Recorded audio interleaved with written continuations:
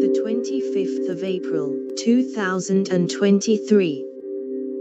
Shift to electric cars gives design centers a new look, too. Automakers are pouring money into research and development facilities, creating spaces intended for creativity and collaboration among design and engineering teams.